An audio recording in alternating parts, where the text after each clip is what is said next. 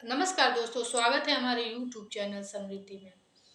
दोस्तों, आज हम आपकी आर्थिक स्थिति में जो भी बाधाएं हैं, उससे जुड़ी कुछ बातें बताएंगे।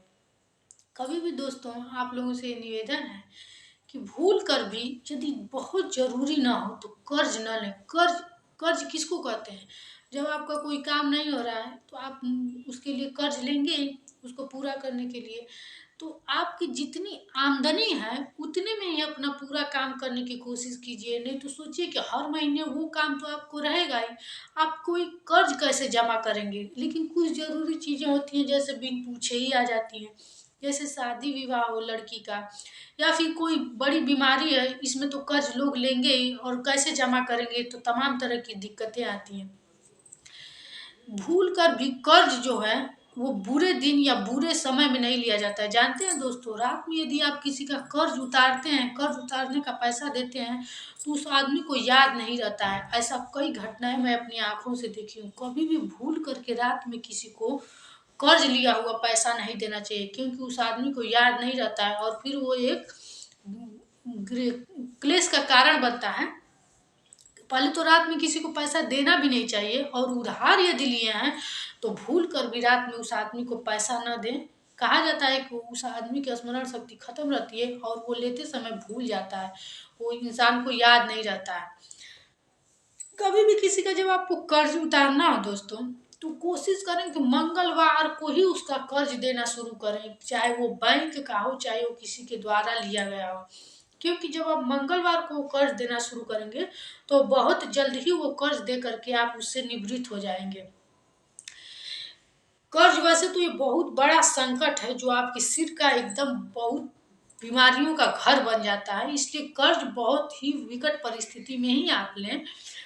और जैसे आप किसी से कर्ज लिए हैं, अपने तिजोरी में जो है दोस्तों, कि तिजोरी में आप अपने सुबह शाम जैसे मंदिर में पूजा करते हैं, वैसे अपनी तिजोरी की पूजा की करते रहिए, जिससे कि आपकी आर्थिक स्थिति अच्छी बनी रहे। अपनी तिजोरी में दोस्तों लाल कपड़े में बांध करके या पीले कपड़े में बांध करके कौड़ी जरूर रखिए। कौड़ी की पूजा की जाती है, और उसको सुबह शाम पूजा करने से अपने मंदिर में भी आप कौड़ियों को रख सकते हैं, एक दो। और अपने तिजोरी में कौड़ी जरूर रखें, और दीपावली के दिन इस कौड़ी को लक्ष्मी गणेश जी की पूजा के आगे रख करके और इनकी भी पूजा स्नान कराई जाती है।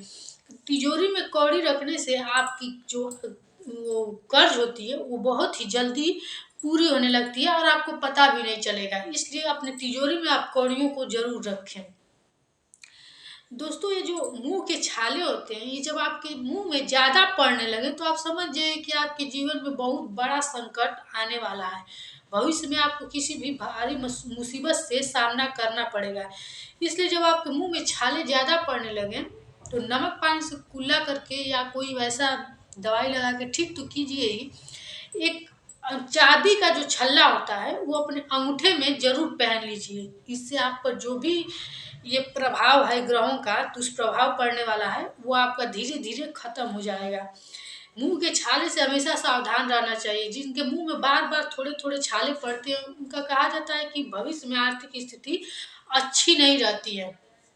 और यदि बहुत ज़्यादा पढ़ने लगे तो आप समझिए कि आपके साथ कोई दुर्घटना होने वाला है। इतना पढ़ने लगे कि आप बोल भी ना पाएँ, बात भी ना कर पाएँ, तो ज़रूर आपके साथ भविष्य में दुर्घटना होगी। इसलिए आप इससे सावधान हो जाइए और अपने हाथ में तुरंत चांदी का छल्ला एक बनवा करके और अंगूठे में पहन लीजिए। ये सब अशुभ संकेत हैं अपने आपके भविष्य के लिए। और रही बात ये जो आर्थिक स्थिति को बनाए रखने के लिए आप लक्ष्मी गणेश जी की पूजा करें, अपने मंदिर में कौड़ियों को रखें, अपनी तिजोरी में कौड़ियों को रखें। ये सब आप गोमती चक्र जानते हैं दोस्तों? गोमती चक्र अपने मंदिर में रखने से आपके घर में जो तमाम तरह की भी बाधाएं होती हैं वो खत्म हो जाती हैं। इसलिए आप अपने घर के मंदिर में गोमती चक्र जरूर रखें, जरूर रखें। उसकी पूजा करने से आपके घर में जो भी आर्थिक संकट हो या विवाह शादी में बाधा आती है वो सब खत्म होती है। इसलिए अपने घर में के मंदिर में गोमती चक्र रखिए। और एक बात और, अपने मंदिर में शिवलिंग हो या कोई बड़ी मूर्ति हो ये नहीं रखना चाहिए, क्योंकि यदि मंदिर में ऐसी कुछ चीजें आप रख दें तो आप सुबह शाम उसका नित्य पूजा करने नहीं तो आपका इसका दुष्प्रभाव इतना पड़ेगा कि आपका जीवन खराब हो जाएगा। इसलिए कभी भी अपने मंदिर में कुछ ऐसा नहीं रखना चाहिए जिससे कि आप कहीं आए जाएं और अगर उसका पूजा छूट जाए तो उसका भुगतान करना पड़े। और यदि कोई ऐसी चीज रखें तो आप नित्य सुबह शाम उनका भोग लगाएं और पूजा करें। पूजा पाठ का फल जैसे भगवान हम लोग को हर चीज से माफ तो करते हैं, लेकिन कोई ऐसी वस्तुएं नहीं रखनी चाहिए जिसका पूजा ना होने पर उसका दुष्प्रभाव हमारे जीवन पे पड़े।